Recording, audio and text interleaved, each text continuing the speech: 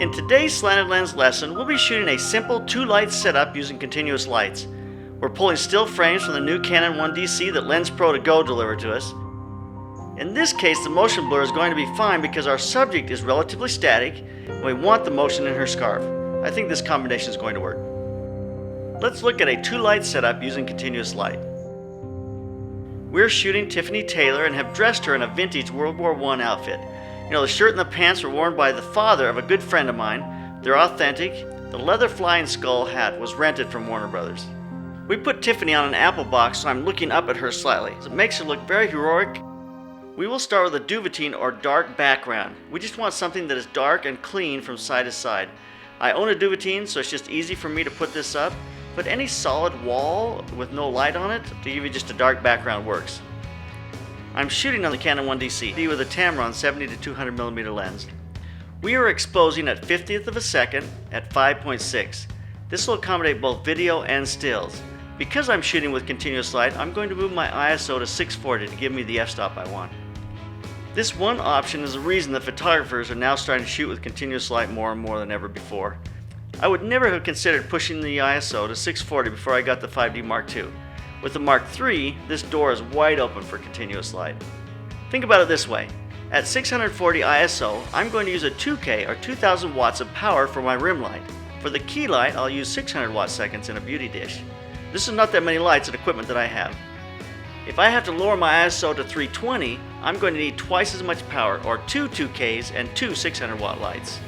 If I lower my ISO to 160, then I'm going to need 4 2Ks and 4 600 watt lights for my key light. Adjusting the ISO cuts the cost of production drastically and makes it so a single person can do a shoot. I've shot with 10K lights before on set and they are monsters. A 2K is very manageable by one person.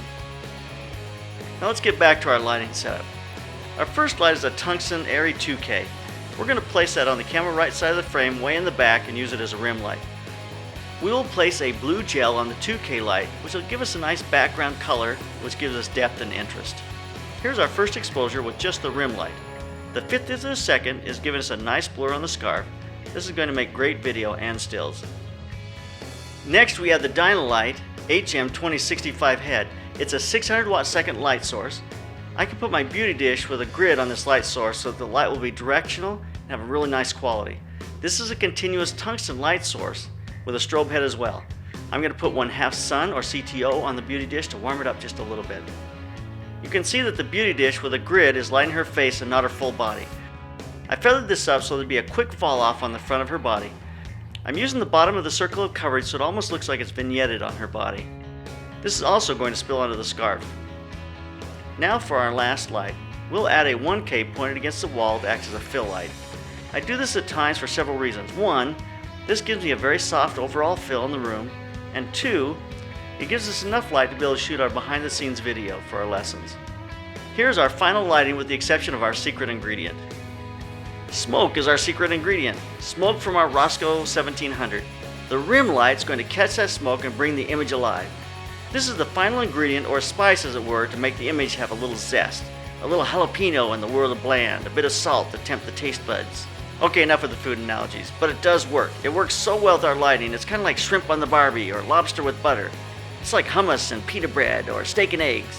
I don't know who eats steak and eggs anyways, more like steak and potatoes. This is a montage of the best image pulls from the Canon 1DC. After all that work to get that blue background, I took it into Nik software and used a filter called Black Gold. When I output it, I erased the color a little bit out of her face, then I dialed the whole layer down 20%. I really like the look. As a follow-up to our last lesson on shutter speeds in video, let's take a look at this setup with different shutter speeds. First, we're going to do a 50th of a second at 5.6. This is 100th of a second at 5.6.